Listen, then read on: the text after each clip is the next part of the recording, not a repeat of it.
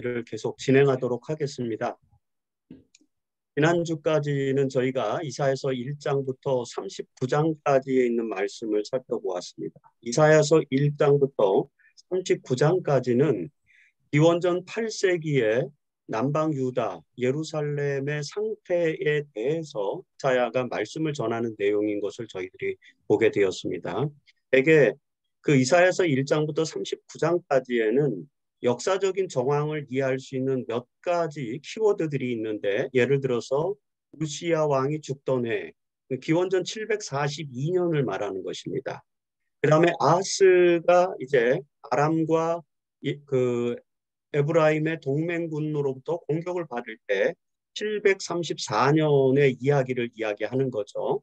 그 다음에 이제 히스기야 시대 때에 히스기야가 겪었던 경험들, 그래서 36장부터 나오는 거게 701년 이야기입니다. 뭐 기원전. 그러니까 이사야서 1장부터 39장까지는 바로 그 740년대부터 700년대 그 어간에 기록된 내용들, 그 시대를 배경으로 기록한 내용이다 라고 우리가 이렇게 정리를 해볼 수 있습니다. 그렇다면은 제가 계속 말씀드린 것처럼 평화와 번영의 시기인 것처럼 보였던 이 남방 유다와 예루살렘이 하나님의 정의와 공의를 올바로 실현하지 않고 있었고, 그 하나님의 정의와 공의를 실현하지 않는다고 하는 것은 가난한 자들을 돌보지 않고 재판을 그릇되게 행하는, 그래서 슈파트와 그 다음에 테데크가 구현되지 않는 그런 모습들에 대해서 하나님께서 끊임없이 지적하고 비평하고, 그 다음에 또 회복될 나라에 대해서 설명하고, 이렇게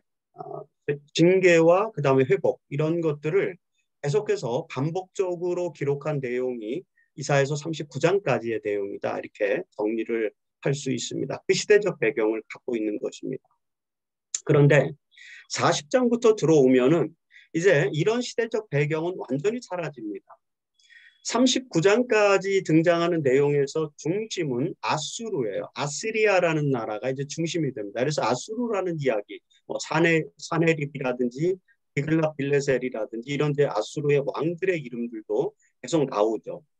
그리고 물론 이제 바벨론의 브로다칼라단이라고 하는 왕의 이름도 이제 언뜻 30장 후반 이제 부에 이제 이렇게 등장을 합니다. 그러면서 바벨론이라는 나라는 이제 신바벨로니아는 신생 국가고, 그 다음에 아시리아는 이제 강력한 국가고, 이렇게 구도가 되어 있는 형태로 39장까지는 기록이 됩니다.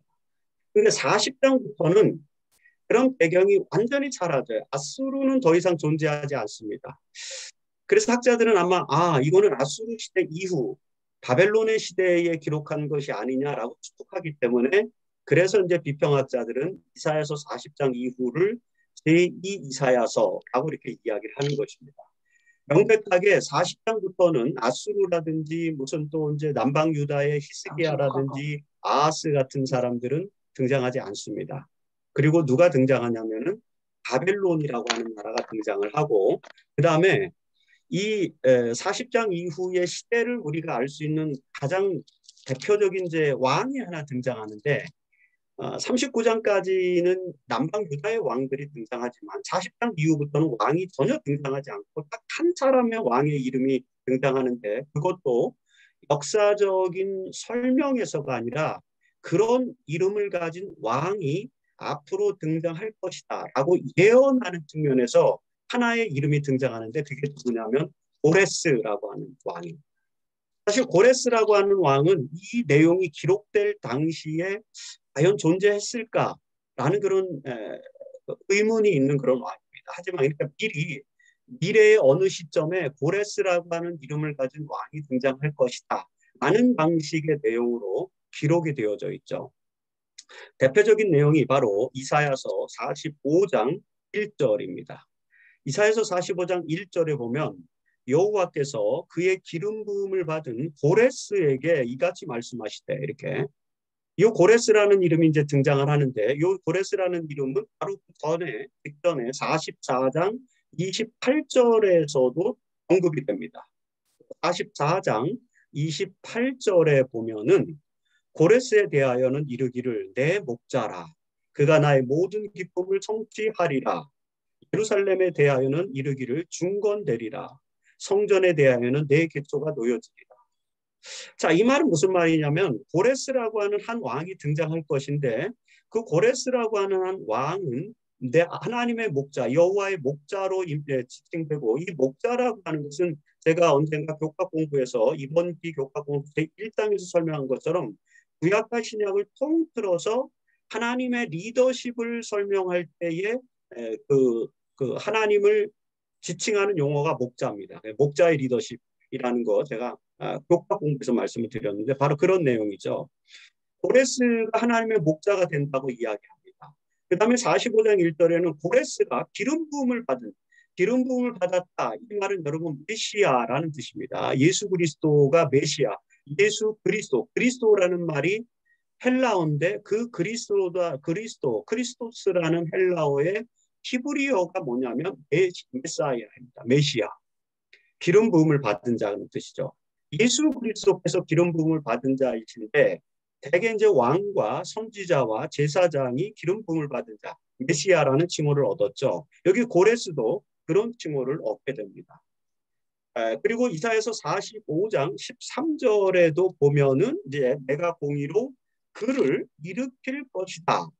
일으키신지라 이렇게 설명합니다. 그러니까 고레스라고 하는 한 왕이 등장할 것인데 그는 하나님의 목자고 하나님의 기름 부음을 받은 자고 하나님께서 공의로 그를 일으킨 존재인데 이 존재가 뭘 하냐면은 예루살렘을 중건하는 일을 한다. 뭐 고레스가 그 일을 한다는 건 아니죠. 우리가 아는 것처럼 기원전 539년에 고레스가 예루살렘 중건령을 내려서 이스라엘 백성들을 바벨론에서 다시 예루살렘으로 돌아가도록 하는 그 에스라와 느헤미야서의 이야기, 그 이야기와 관련된 내용을 여기 설명한 것입니다. 여러분, 이사야는 기원전 8세기 사람인데 지금 이 이야기는 기원전 6세기 초, 그러니까 539년, 538년의 이야기를 지금 하고 있는 것이거든요. 다시 말해서 이사야가 살고 있던 때로부터 약 160년 정도가 지난 후의 일을 이야기하는 거예요. 아직 이스라엘 백성들은 바벨론의 포로로 잡히지도 않았어요.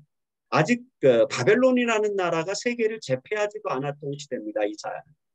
그런데 이사야서 40장부터는 이미 신바벨로니아가 이미 아수르를 완전히 멸망시켰고 그 다음에 신바벨로니아가 이스라엘을 완전히 멸망시켰고 그래서 수많은 이스라엘 백성들이 포로로 바벨론에 잡혀갔고 그럼에도 불구하고 그 바벨론마저도 이제 고레스라고 하는 페르시아의 왕이 등장해서 멸망하게 될 것이다. 그런 얘기죠. 그래서 이사야서 40장부터는 그 역사적 정황이 어디로 넘어가냐면은 바벨론 포로기로 넘어갑니다.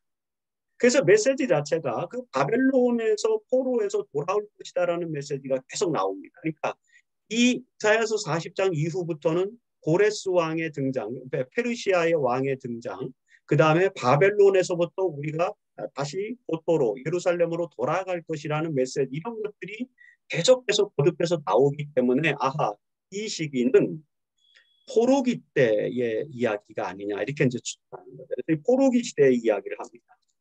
그 다음에 56장부터는 또 더 넘어가요. 포로기가 아니라 포로로부터 완전히 예루살렘으로 귀환해서 수룹바벨이 성전을 건축하고 그 다음에 이제 느헤미야가 총독이 돼서 다스리고 그러면서 예루살렘을 완전히 회복한 이후에 그 백성들이 어떻게 살아야 될 것인지에 대한 소망을 이야기하죠. 그래서 56장부터 66장까지는 또 다른 이야기, 시대가 바뀝니다.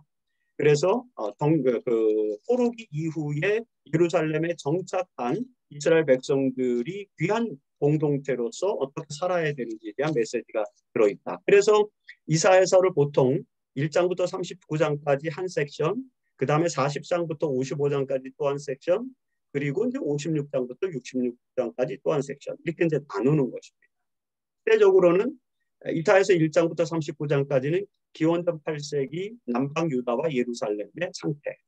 그 다음에 40장부터 55장까지는 바벨론 포로로 잡혀있는 백성들이 포로 생활에서부터 다시 예루살렘으로 돌아오게 되는 소망에 대한 이야기, 그러니까 포로기 시대 이야기. 그 다음에 56장부터 66장까지는 귀환해서 예루살렘에서 다시 정착해 사는 귀한 공동체가 어떻게 하나님의 나라에 대한 희망을 가지고 살아야 되느냐에 대한 이야기입니다. 이 세 이야기에서 공통된 주제는 뭐냐면은 여호와 하나님이 다스리는 정의와 공의가 실현되는 나라가 올 것이다. 그게 평화의 나라고 하나님 나라죠.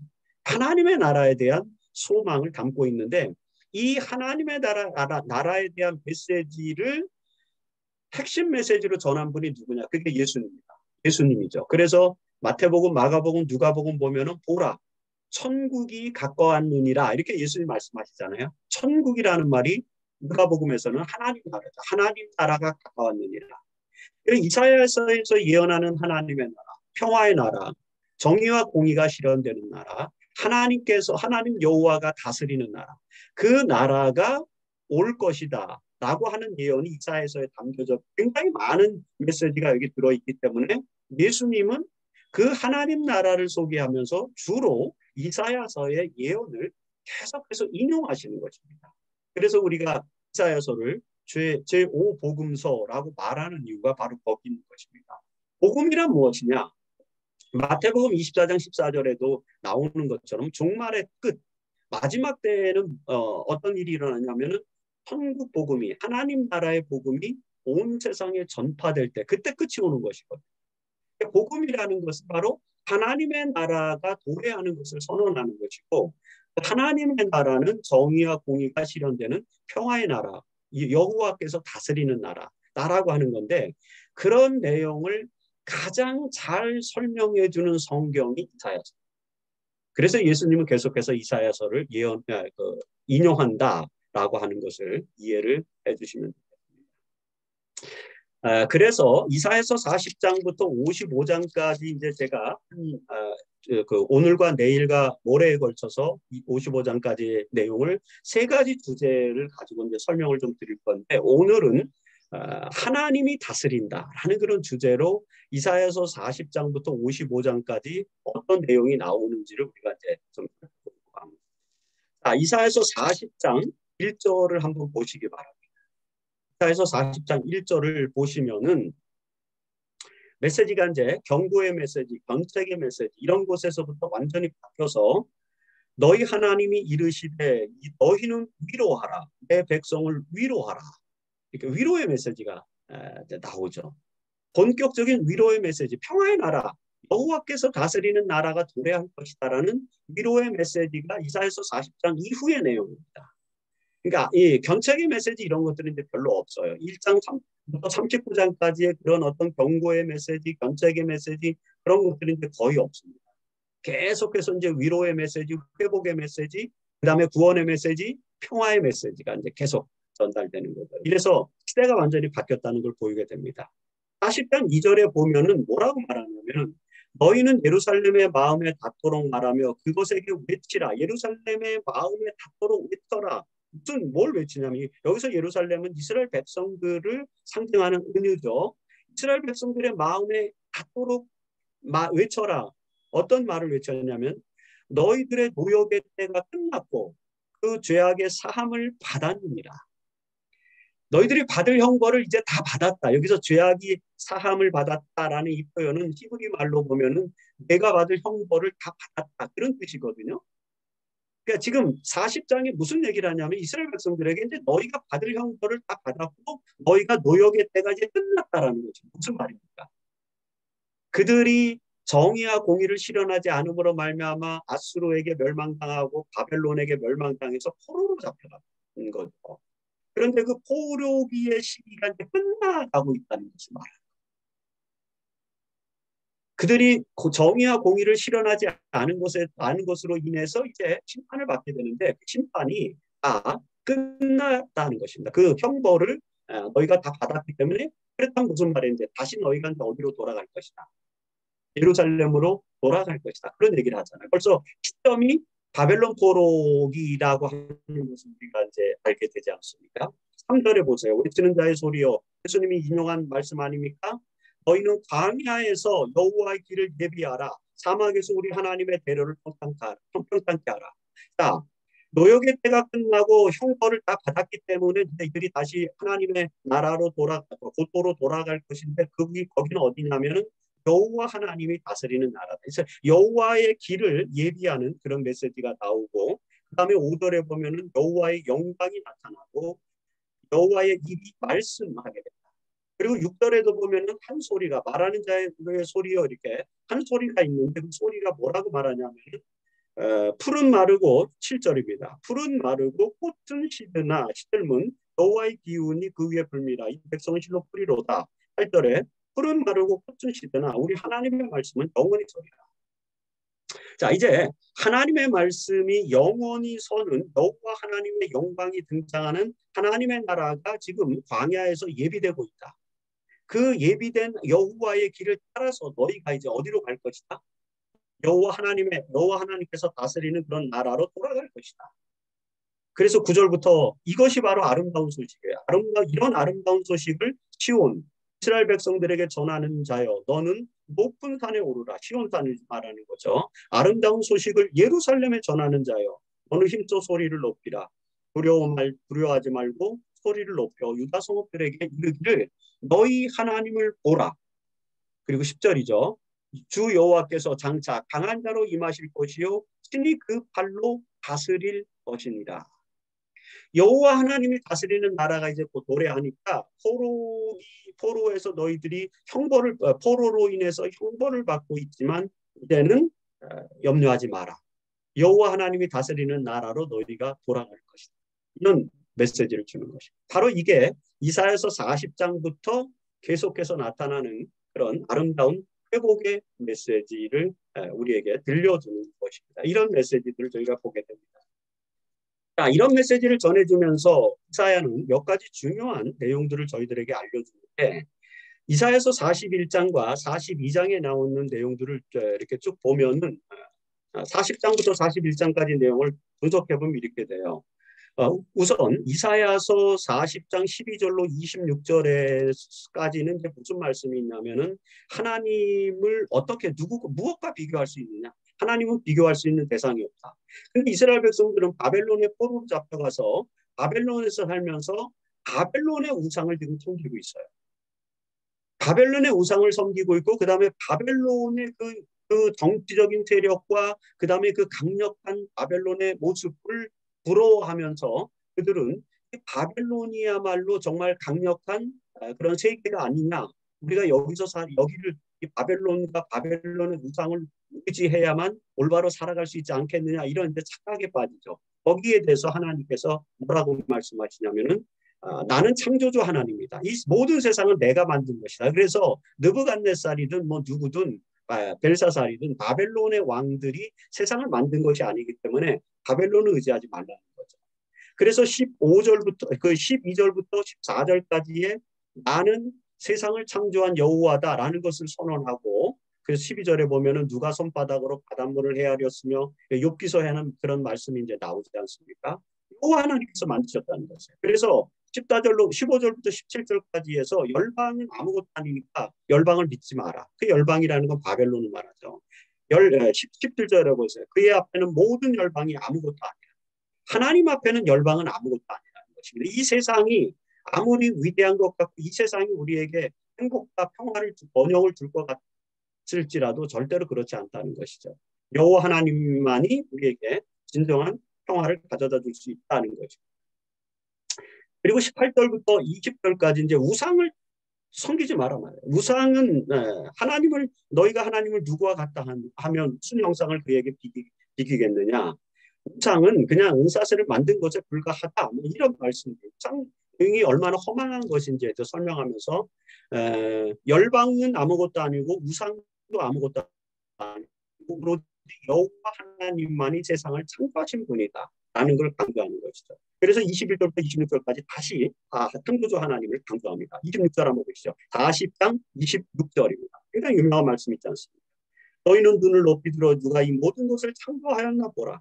주께서는 수요대로 만상을 이끌어내시고 그들의 모든 이름을 부르시나니 그의 권세가 크고 그의 능력이 강함으로 하나도 빠짐이 없느니라. 자, 이제 바벨론 포로에서 살고 있는 이스라엘 백성들이 착각을 하는 거죠. 바벨론이 위대하고 그 다음에 바벨론이 섬기는 우상이 너무 위대해 보인다. 하지만 여호와 하나님께서는 그런 것들은 다 비할 바가 아니다. 이 모든 것을 만든 것은 하나님 여호와이기 때문에 너희가 여호와를 믿어야 된다라고 이렇게 말씀하십니다. 그리고는 이제 27절부터 31절까지 이스라엘을 격려하세요. 하나님을 믿어야 된다. 너희들에게 새 힘을 주실 것이다. 목소리 날개쯤까지 너희들이 날개쯤에 올라갈 것이다. 이렇게 격려의 말씀을 주시는 거죠. 그리고 41장에 들어가서 다시 이제 여호와 하나님이 어떤 분이지 창조주 하나님을 다시 또 이제 또 소개를 합니다. 그래서 이 하나님이 1절부터 4절까지 뭐 동방에서 이제 사람을 불러내실 건데 즉 고레스라고 하는 인물을 불러내셔서 너희들을 구원해낼 것이다라는 예언을 41장 1절로 44절까지 하게 됩니다. 그분은 누구냐면은 처음이요 나중이신 분 요한계시록에 그 이제 인용한 그런 내용이 여기 나옵니다. 41장 4절에 보면은 여호와라 처음에도 나여 나중에도 있을 자에게도 곧 내가 곧 크니라 이제 이런 식으로 여호와 하나님에 대한 말씀을 설명하죠. 그 다음에 5절부터 7절까지 우상을 숭배하는 열방, 우상을 숭배하는 열방들이 얼마나 허무한지에 대해서 이제 이야기를 합니다. 그리고 이제 41장 8절부터 20절까지 이스라엘을 격려해 주시는 40장에서 후반부에서도 있는 것처럼 또 이스라엘을 격려해 주시고 그 다음에 41장 21절부터 또 우상을 이제 헛되다라고 이렇게 우상과 열방에 대해서 또 공격하시는 그런 말씀. 이렇게 계속해서 여호와 하나님만이 유일한 창조주 하나님이시고 이게 바벨론이라고 하는 열방과 그 다음에 우상 숭배는 다 헛것이다 이런 말씀을 계속해서 이렇게 해주십니다. 그러면서 여호와 하나님께서 다스리는 나라가 도래할 것이다라는 말씀을 지속적으로 해주시는 것이 바로 이 이사야서 40장 후반부의 내용의 핵심이다. 자, 그래서 몇 가지 내용을 요약해서 제가 지금 말씀을 드리면 첫 번째, 이 이사야서 40장부터 55장까지 나오는 내용의 첫 번째 메시지는 뭐냐면은 열방은 바벨론을 말하는데 바벨론은 하나님께서 폐하실 것이다 라고 하는 것입니다.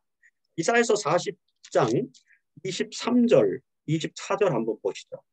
이사야서 40장 23절, 24절. 귀인들을 폐하시며 세상의 사사들을 헛되게 하시나니 그들은 겨우 심기고 겨우 뿌려졌으며 그 줄기가 겨우 땅에 뿌리를 박자 곧 하나님이 힘을 부으시니 그들은 말라 회오리바람 불려가는 것 같죠. 불려가는 토개 같도다. 신바벨로니아라고 하는 나라가 이제 겨우 아수르를 정복하고 세계를 지배했어요. 그래서 뿌리를 내린 것처럼 보이는데 여호와 하나님의 입김에 훅 날아간다는 거죠. 여호와 하나님께서 동방에 한 인물을 준비해 주셨어요. 그게 누구냐면 고레스죠. 페르시아의 왕입니다. 그 페르시아의 왕이 바로 와서 어떻게 해요? 이 바벨로니아를 멸망시키는 것입니다. 바벨론의 건성기가 기원전 600년경 느부갓네살 되거든요. 근데 약 한 60년 정도 지난 다음에 곧바로 페르시아의 고레스가 와서 바벨론을 멸망시키거든요. 그러니까 그 신바벨로니아의 전성기는 뭐 그렇게 100년도 안 되는 짧은 시기인데 그걸 지금 여기 이사야서 40장 23절 24절 말씀하십니다. 열방이 너희들이 열방을 의지하려고 한다. 열방은 바벨론인데 그 바벨론은 하나님의 여호와의 입김에 다 사라져 버릴 것이다 라고 하는 것이 첫 번째 메시지입니다. 두 번째 메시지는 이 바벨론의 특징은 우상 숭배인데 그 바벨론이 섬기는 우상 그 우상을 너희가 자꾸 의지하려고 하는데 그 우상을 하나님께서 다 폐해버리시겠다라고 하는 것이 또 두 번째 메시지입니다. 이사야서 42장 17절에 보면은 이사야서 42장 17절입니다. 조각한 우상을 의지하여 부어 만든 우상을 향하여 너희는 우리의 신이라 하는 자는 물리침을 받아 크게 수치를 당하리라. 우상을 숭배하지 말라는 것입니다. 이 말씀은 이제 그 이사야서를 읽으면서 우리는 어떻게 해야 되냐면 우리에게 적용해야 되는 거예요. 지금 우리가 21세기를 살아가고 있는데 우리 시대를 살면서 우리는 이렇게 생각하는 거죠. 이 세상이 우리를 부요하게 만들어줄 것 같고 이 세상이 우리를 풍요롭게 만들어줄 것 같고 이 세상에서 우리가 잘 경제활동을 잘하면서 살면은 우리는 굉장히 안정적인 삶을 살 수 있을 것이다. 세상을 의지하는 그게 열방입니다. 하지만 이 세상은 토개와 같이 사라질 것이다라는 게 하나님의 말씀이고 그 다음에 이제 우상을 의지하려고 한다는 것은 뭡니까? 우리가 신뢰하는 바, 믿는 바 예를 들어서 뭐 경제를 믿는다든지 아니면 정치를 믿는다든지 이런 것입니다. 아니면은 뭐 인간관계를 믿는다든지 세상을 살아가면서 우리가 의지하는 것들이 있는데 그런 것들은 다 그런 소위 우리가 신처럼 모시는 거.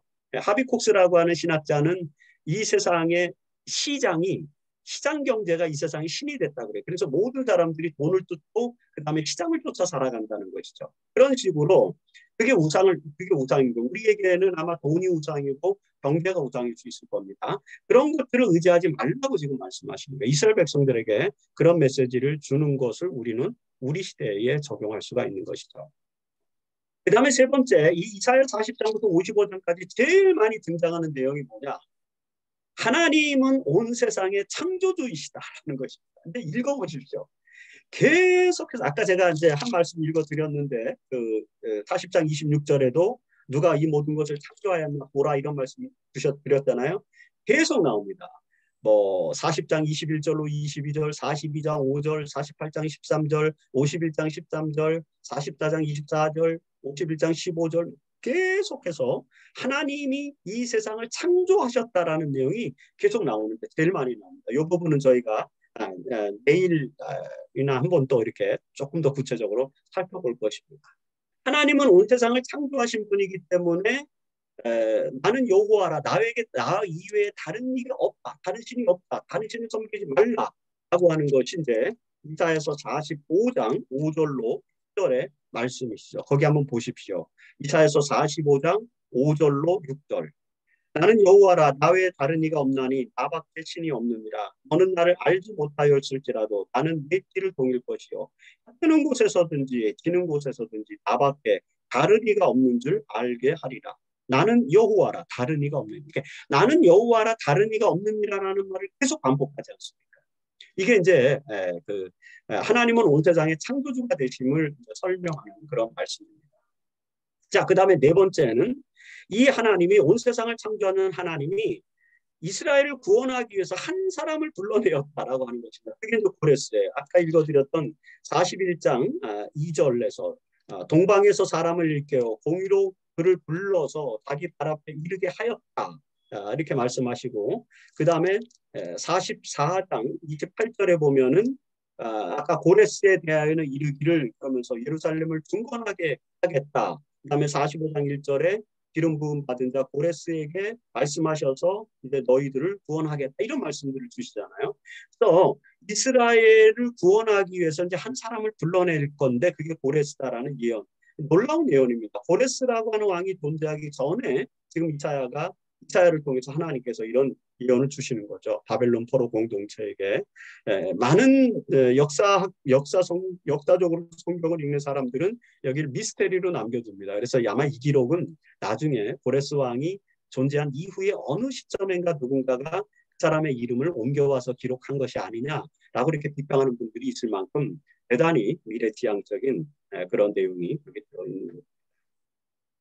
그 다음에 다섯 번째는 이스라엘의 상태에 대해서 설명하는데 이사야서 1장부터 39장까지 보면은 이스라엘은 뭐 벌레요 뭐 이런 표현들이 있어요. 이사야서 22장 6절에 보면은 그 앞부분에 이사야서 22장 6절에 보면은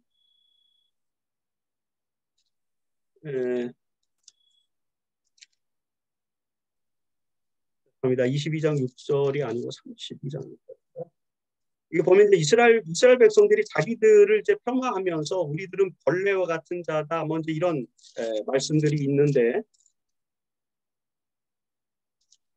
제가 인용문을 잘못 적은 것 같습니다. 어쨌든 그런 말씀들이 있는데 지금 이사야서 40장부터는 지금 무슨 말씀을 하시냐면은 너희들은 더 이상 벌레와 같은 존재가 아니라 하나님의 종, 나의 종이다라는 그런 말씀하십니다.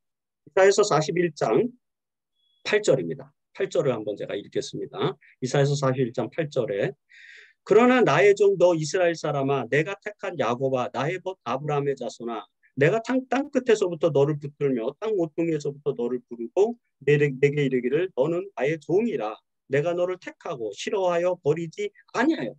이렇게 벌레와도 같은 그런 존재로 여겨졌던 이스라엘 백성들을 이제 하나님께서는 더 이상 너희들은 그런데 그런 상태가 아니라 이제는 하나님의 나의 종이다. 이스라엘을 종으로 삼는 것입니다. 고레스를 이스라엘을 구원할 자로 세웠지만 고레스가 여호와의 종이 아니에요. 고레스를 통해서 구원함을 받은 이스라엘 백성들이 이제 여호와의 종이 된 것입니다. 그게 이제 여기에서 핵심 말씀입니다.